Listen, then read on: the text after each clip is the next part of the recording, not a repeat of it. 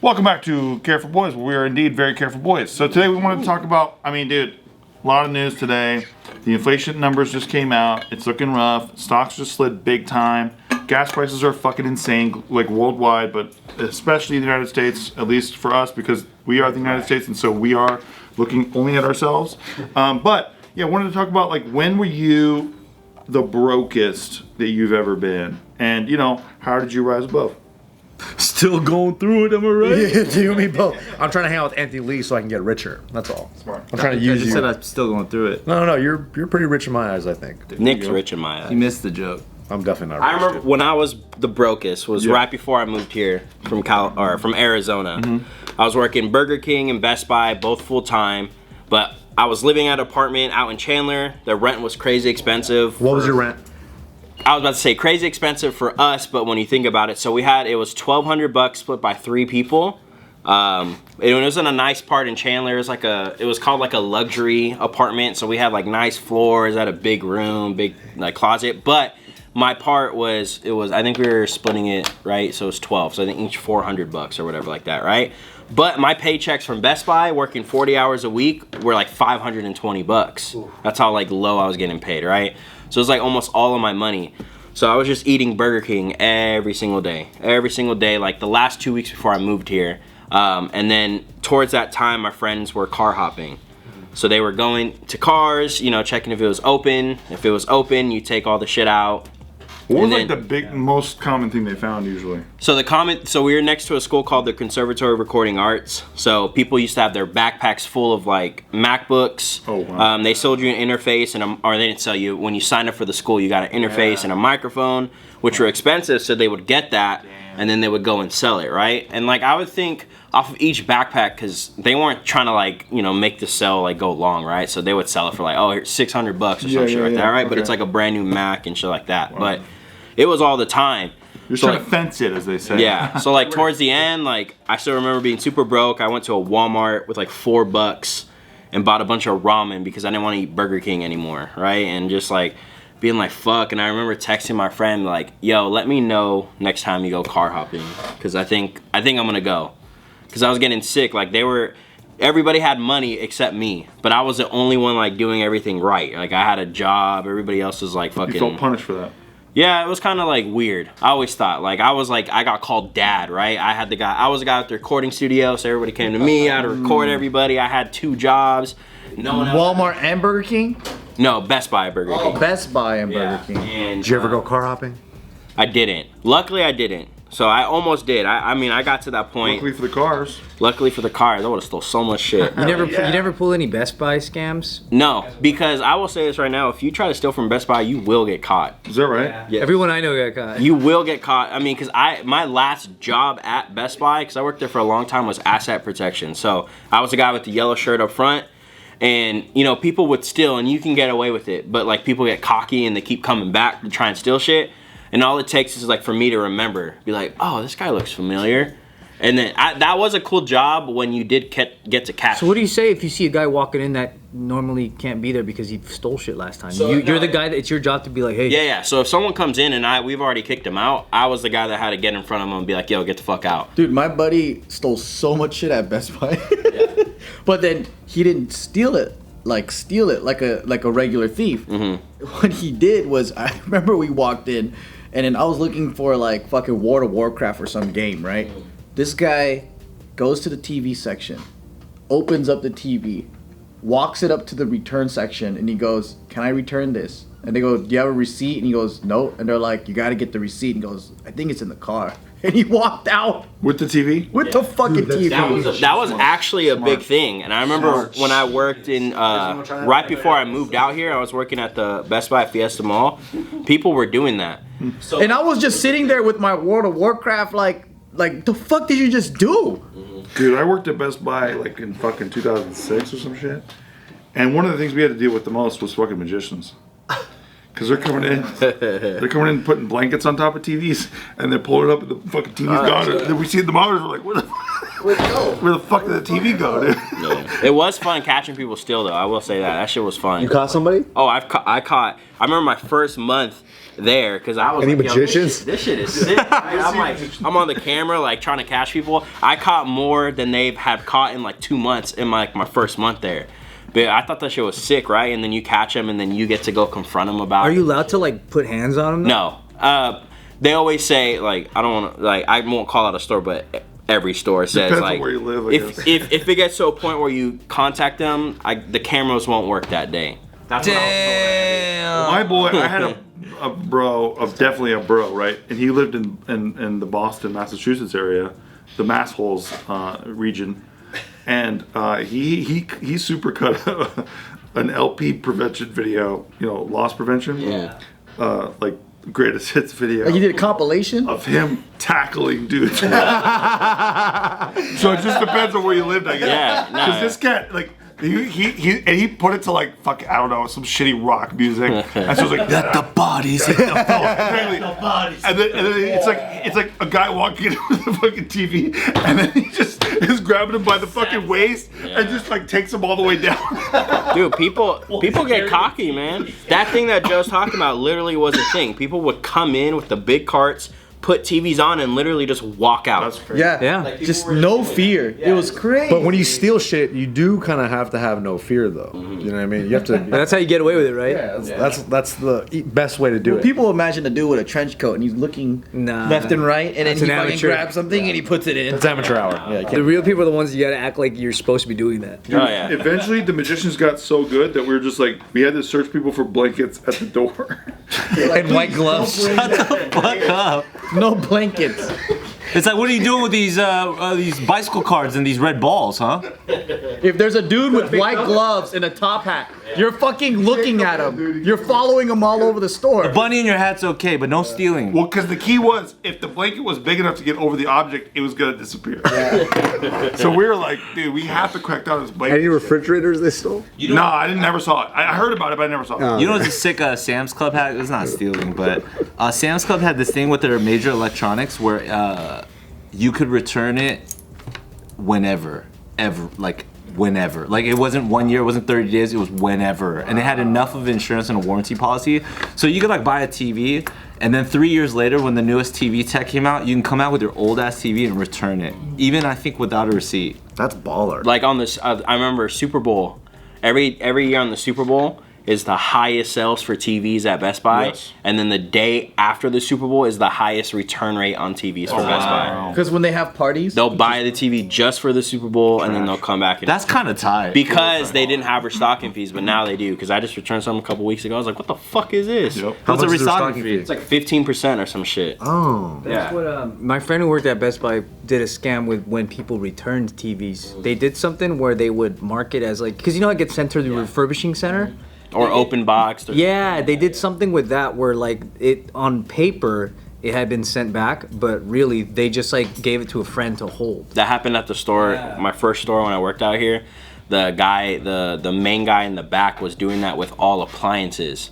So he was supposedly sending appliances to somewhere, but he was just sending them to his house, and then he would resell them. Yeah, Whoa, Yeah. man. that was the racket. But he got caught. He got caught. Yeah. That's why I never stole from Best Buy, and that's why I was like, I'm about to just steal out these cars because we can just run away and. Is Best Buy known for that? It's like, they'll break your fucking legs. That'll be so. They go after your family and shit like that. It's like, you look out your window and you see the blue shirt and the khakis, you're like, oh, I'm fucked. Like, I'll just fucking kill myself. Geek Squad is in the van and he's turning off the fucking electricity at your house and shit. They're like, go team, go. I would rather take my own life than allow them to take my life. Not the blue shirts, man. Dude, because the Geek Squad doesn't fuck around, dude. You gotta watch out for Best Buy. They put Circuit City out of fucking business. You know what I They mean? killed those motherfuckers and Radio Shack. There'll be fucking headphone jacks down your throat and shit. They don't fuck around at all. Hey, on the car hopping tip, I know you didn't go in on it, but like, if you can answer this, like on average, like how often do people leave their cars unlocked? From In Arizona. I never actually did it, right? But I did a couple times I was like the driver, right? So like I would drive. people, Allegedly. Wait. This is where the Supreme Court goes, you did it. You'd be surprised how much people do it. Because even nowadays, sometimes I'll just forget to lock my car, and I'll get to my car and I'm like, oh fuck. There was a girl, like a neighbor of our building where my studios are at. She left her car unlocked, window down. A guy came, took her purse, and her gun. Today's video is brought to you by Babbel. All right, so I went to Mexico last year, right? And I was really like able to communicate with a lot of people because of how much Spanish I just heard growing up here in LA. And that really got me to think like, man, I wanna learn Espanol in a major way, but I ain't got like much time to do this. So good thing Babbel came to the rescue. Yeah, because Babbel's awesome because it only takes 10 minutes to learn a lesson. So they make it very digestible, especially if you got like ADD like me, then you're always like, anything that you're doing is competing with porno, and porno usually wins. Yep. But in between the pornos, you could do a 10-minute lesson, especially when they designed the program based off AI and they got 150 language experts. It really makes it easy for you to learn. And you can start understanding foreign pornos when you learn, because now you can understand the in-depth personal stories that go behind the characters, and that's always the best part of the porno anyway. Yeah, because they got like 14 different languages. So you can watch Spanish pornos now, understand French, German, all kinds. So special. And also Babbel got this special speech recognition technology, which helps you with pronunciation. Because sometimes if you just practice in isolation, you might get there and you've been practicing it the wrong way the whole time. I know, because like, what if you're just practicing from the porno and you're like, ay Dios mío, and then you're like, oh, what? Dude, you sound like somebody that's having sex. Yeah. They're like, no, you gotta say it right. And then you right say way. it inside Babbel, and then the Babbel is like, no, you must do it this way. You know? Or if you call someone a pute the whole time, they're like, no, to really anger someone, say puta. They're like, oh, I don't think Babbel teaches you slang, but you get what I'm trying to say. Right now, you can save up to 60% off your subscription when you go to babbel.com/offtherecord. That's babbel.com/offtherecord for up to 60% off your subscription. Babbel, language for life. Whoa. That's dangerous. When my friend stole the gun, that was the biggest trip. Cause like we were sitting there and then we're just like, damn, like it was a big ass AR-15, and we were just like, I'd be scared to like steal a gun. yeah, it was a mission to sell it. I would say that. Because a cop, when the police hear that someone stole your gun, they're gonna really look for you. Person versus. Then you gotta like know about fucking scratching off the fucking. Do you guys have ring cameras? You don't sell it to normal people. So like we sold it to other people that were like What the cameras? group of people. The ring cameras, because if you look on the app and like the neighborhood feed, Community. half of it Scares the shit out of me. half of it is people capturing people going into their car. Like that's most of them. People going there rifling through shit. Or like if you have a truck, they're going through your trying to look for Yeah. tools or something. My dad got that part of the truck. What's it called? The door on the back. The door on the back. Door on the back. He got that shit stolen once. So I remember The whole door? So I remember we came back and like I'm like looking at the truck. I'm like, damn, that shit look weird. Yeah, that tailgate's worth a lot. Wait, what the fuck? It's like, where the back of my truck? So it was just like. But that was like the rice rocket age. You remember the rice rocket age? It's like you'll go into the gym with your fucking lowered Honda Accord or with your fucking lip kit and your rims and all that bullshit with your radio and your subwoofer in the back. You go into the gym, you come out an hour later and it's stripped. You're like, how the fuck? And sometimes it's really odd parts. Because I had friends that used to steal orders for like backyard mechanics, and they would take stupid things that just really like the little rubber strip in the water channel of a Civic, like stupid little Very tiny specific. things. Yeah, really specific. Dude, I went to a pawn shop one time. I saw a fucking truck tailgate, and I was like, son of a bitch. Next to a bunch of magician's blankets, various sizes. Big sizes. Dude. Those are the most expensive ones. You're gonna get way more. 52-inch size. Way more inventory that way. I'm surprised you never went to steal food, because I know a lot of people when they were broke they would just go steal food. know, I You tried actually to steal- bought food. I tried to steal once food, and like I saw the guy, because I'm very observant, and I saw like the guy that was working was watching us. So then I. Did you go in with like 20 kids? Because they're always watching like fucking 50 kids that come up after school. They're like, they're gonna go to the candy section and jack some shit. And then 10-year-olds are like, why you following me? But how old were you at the time? 20. Was smash and grabs happening yet? Not with the car hopping. Yeah, I was 20. Because I feel like even at 20, and especially if you got 2 jobs, right? At that point, well, obviously it's the shame and humility thing you got to get through. But I feel like it's easier to ask enough people for food and receive it than to like steal. You know what I'm saying? Yeah. Because if you're not like straight up like homeless and smelly or like a bunch of things like that, it's actually pretty unassuming for like a citizen to be like, hey, I'm so sorry, I'm running into some trouble. Dude, you think you help me out? I talked to one because I did a trolling video years ago with one, and he was a real panhandler, and he was telling me he makes like $250 to $300 a day. Wow. That's a lot. Yeah, in LA. Just asking for change. Yeah, just asking for change. That's a whole racket hustle out here, right? It's like there's the people that bring out their fucking kids and stuff like that, but then like once they're done with their shift, they go back to their BMW. Yeah. That happened out in Arizona once, right? There was a guy right off the freeway off of Chandler, right?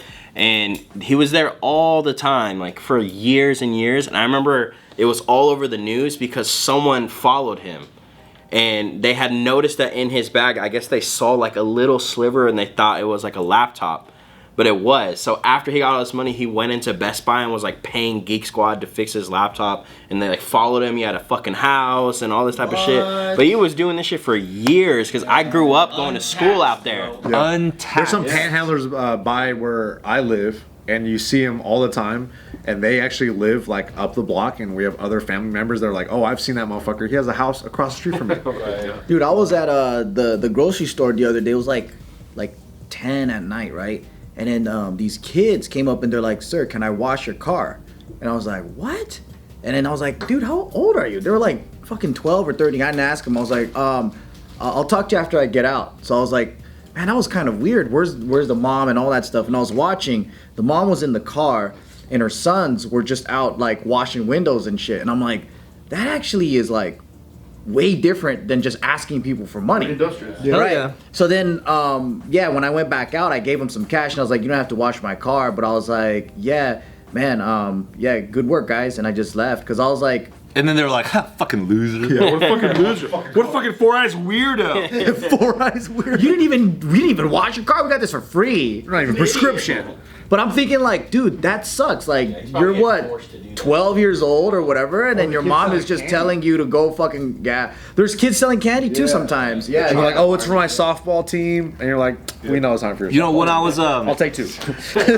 after college, I was doing a shitty sales job that I was like unfortunately good at. Where we would literally go business to business, pretty much door to door, and like selling. I would wear a suit. We were selling like sports tickets and shit, right? So you were scalpers. Pretty much.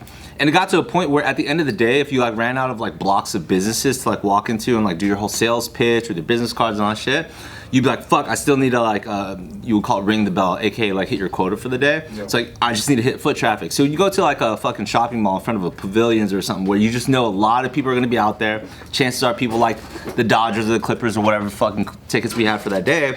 And you would just go up to people, hey, you like this, you like this, you like this, and you would ask them. If they were like not interested, you bounce, because in sales, you were taught it's a numbers game. Yeah. It's not even like how amazing are. It's just fucking. If you see 200 people today, you're gonna get 12 sales. It was like one of those mathematical guarantees. Yeah, that's so true. So same thing. It's like I would rather take my chances, or at least I got into a phase because I was also super broke during that time. Take my chances of being like, if I just talk to as many people as possible, somebody's gonna want what I got or give me something I need, whether I give a fuck about if they're into it or not. Yeah. Somebody's gonna do it. So in the same light, I'll just be.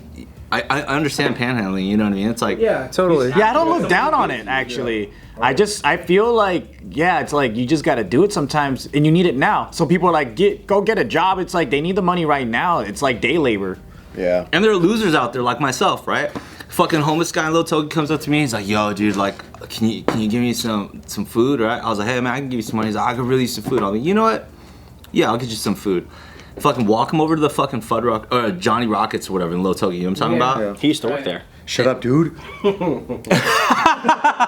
Yo, why you telling me about my shit, dog? Sorry, what were you saying? Anyways, he's like, yo, dude, I want a burger. I was like, man, I'm gonna be nice today. I'm gonna hook you up with a burger. He's like, nah, dude, but I got a couple kids. I'm like, blah, blah, blah, right? And he like hustled me to get him 3 full combos. I spent like $35.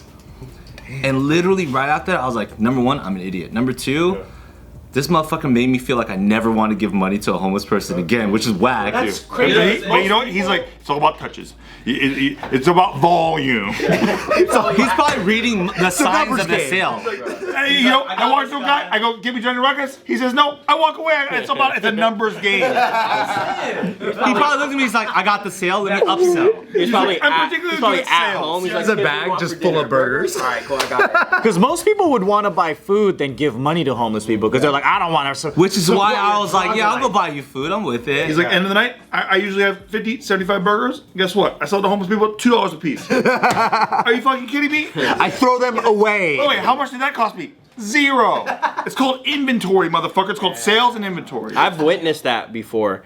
Like I was with one of my dad's friends. His name was Greg, and we were driving back home, and there was like a homeless guy on the side right off the freeway. So he rolled down his window, and his sign says like hungry, all that type of stuff. And he rolls down the window, and he's like, yeah, I'm hungry. He's like, all right, well if you wait here, I'll go get you food. Nah, can you just get some like money? He's like, no, if you're hungry, I'll go buy you food. Nah, it's all good. They want other shit. That's why I think for like my rule is like I honestly don't give homeless people money, but I'll tip the shit out of a cleaning lady. I'll tip the shit out of someone who washed my car. I'll tip the shit out of the elotes guy. Like because they're people working. that are They're already not, like one step above, like, but they're basically pretty much in the same boat. They're struggling, but they're fucking floating at least. Yeah, but they still have the dignity to like try to fucking make it, and I love that about them. And they're that's providing something that you did need, and you're not doing it to patronize them. Yeah, I mean, the homeless people in LA, they're contributing to the community culture. It's LA. It's not LA without homeless people. LA style, you know what I mean? I remember straight up, this is like, man, before YouTube anything, like me and my chick, we moved to LA together. How old were you? Oh man, 23. And I remember I joined this Gay men's choir service. Yeah, a gay men's choir. Thank you very much. We're sucking to his cocks. No, but I joined this temp service, and then I got placed at this company, which is like this high rise in downtown LA that I always talk about that I worked at. But there was like a 2-month limbo period where I didn't get paid yet for some reason because they have to pay the agency. Yeah. The agency pays you. Right. So it was like 90 days or some shit. Yeah. And so I'm working at this place like in earnest all week, no matter what. Like Pursuit of Happiness. Yeah. Right. Yeah. And then I'm waiting for the check to ever come. And then there was a day where I basically just had my savings account and like I had like just to pay rent and and the electricity and all that stuff. And then one of the checks bounces, and my account overdrafts like 4 times. So it's like that's like a $36 charge, like 4 times in a row. And so it's just like, oh fuck. And then I remember being at Target with my chick, and my card got declined. So that was when it was getting like bounced back and shit. And I remember being like, I remember she had to like ask her dad for money, and I remember the shame that I had at the time because my family just been through 2008, so they were not an option. So it was like, man, I really am fucked right now. And I remember hugging her that night and telling her this will never happen again. And like after that, it was just happened 2 more times. It just kept on happening.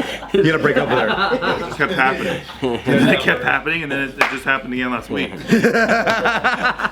No, but I remember like specifically telling her this will never happen again. And then my mindset changed. It was like, you know that whole thing too, where you're not getting paid for like 2 months, but you're not exactly bitching at anyone either. You're being polite because you don't want to, you know that other people are working too, and like they're the small fish at their company, and you don't want to make them have a bad day. But sometimes you have to stand up for yourself. 100%. You know what I mean? Yeah. And that's what I really learned through that experience was like, no. I'm not going to be the guy who doesn't get paid because I'm going to be loud and annoying until you fucking pay me. Yeah. You know what I mean? And then it'll be the guy who has to learn that lesson I just learned. Who's gonna eat the fucking shitty taco and like next week because this week I am getting motherfucking paid. Yeah. And for whatever reason that dance that they do is very odd, but yeah, it's targeted towards feeding the noisy people. So I just became a way noisier person, and that helped me in life after that. Standing up for myself, right? Like having the balls to stand up for myself in other situations too after that, like where finances were involved, where it's like maybe I wouldn't have gotten something that I ended up getting, or maybe I got way more than I would have gotten because I negotiated better for myself. Because from that moment forward, it really was just a mindset shift that I embraced. It was like, I will never go through this again because it's gonna be on you. Yeah, so you're gonna have to suffer. It's not like, I'm waiting for the people that you don't even remember. If you're compliant, then they'll keep you waiting forever. Exactly. They'll forget about you. Especially when it comes to money, dude. Yeah. Oh, dude, it's like people that owe you money. Yeah. Like if you just, oh, I don't want to bug them. Oh, dude, you want to be a Hollywood writer? Guess what, motherfucker? Net 90's nothing compared to being a fucking writer in LA. I hate hearing net 90. I know. If you pass net 60, I'm like, fuck off. Yeah, dude, net 90. But dude, we're talking about you're a writer now, right? You get paid up front, maybe minuscule compared to what the revenue is, and then you get a piece of that, and you got to wait a year maybe. Holy shit. Mad. They're like net 365, bitch. Essentially, and then trickle, and then trickle, and then trickle. So yeah, you have to. It's a whole nother mental game too. I hate it when somebody owes you money and the next time you see them, they got like new clothes. Yeah. Oh, the best. That's me. I was homeless when I was 15 for a year. Oh, time's up. No, what are you talking about? No, hey Bart, stand up, Bart, stand up. I was homeless when I was 15 for a year. Bart, stand up. yeah. No, let's please. I don't know what you're saying. No, please let Joe continue. Yeah, that's okay, cool. No, I thought the joke was I say a significant statement, he cuts it. Oh, do you have nothing? Oh, are you doing that as he goes? No, it's true. It's actually I'm actually interested. Really? Maybe for another time. Well, yeah, let's not leave Alex hanging because he's the only one who's like I was broke, and then we're all like, let's talk about other shit. No, because this was supposed to be a broke episode, but Yeah. Alex's story was so good, and then we just kind of drifted off into like. But we're not panhandling. supporting him by giving him our broke story. I'm like, damn, I'm the only broke motherfucker in here. No, we're all broke. In different ways. No, but like overdrafting shit, bro. I remember like literally like being like, all right, I know overdraft fees are $35, right? And if I know that as long as I have like $2, if I buy something, it'll take like 3 days for an overdraft fee to come in. As long as like within like 2 days I put enough money in. I know that feeling. But there were so many times where I like knew like, all right, I just need to do this, and then just I have to subtract $35 from my next paycheck, right? Wow. So I used to do that so many times, being like, fuck, all right, this is gonna be fucking $70 off my next paycheck, but I need this shit right now. So I would go and buy shit, knowing that I was gonna have overdraft fees, and just being like, I'm gonna have to pay this off my check, but then it's also another $70 fucking. I did that for so long too that I finally had to be like, I need to change something. So I went to the bank and I was like, do the overdraft protection where My savings if I'm account. about to overdraft, decline the card. I was too scared because I needed did that. it. I had to. I needed that. That's why I overdrafted so many times because I was in that situation too. And then finally I was like, yo, I'd rather not be able to afford that moment and then just deal with the consequence of the moment versus like pretend I had another $35. My friend's mom worked at Wells Fargo too, and she I remember one time she saved me because I went in there. She's like, all right, I'll take these overdraft fees away and I'll give you back like 6 of them. I was like, oh shit. So she gave me so much money because she was like the head of her. Did she put a blanket over the screen? Make it disappear. She'll get you a TV too while you're at it. She was like, we can just put overdraft fees on. And I still remember at that point I was like, no, I'll be good. But I just knew in my head, I was like, I can't, because I know at some point I'm gonna have no money again, and I'm gonna have to be able to spend like for food or some shit like that. So I lived in overdraft fees for a long time. Yeah, that's a hard space to exist. You could always go back to Burger King. Dude, they paid me shit. I was getting Those chicken sandwiches are pretty amazing. I was making $7.75 an hour. I was working full time. I was doing 5 to 1, and then at Best Buy they were paying me $8.25. I was working 2 to 10 p.m. But you know what I respect overall is you were fucking working, bro. Yeah. Like a lot of people are just broke and they're just like, I have no money, but they're not even fucking That was working. the hardest thing is I was working so much and I had no money, and all my friends who were just fucking gangbangers and fucking thugs just have money all the time. But they're not on JK News. no, but man, I was just They're hella rich right now. Yeah. Hella rich.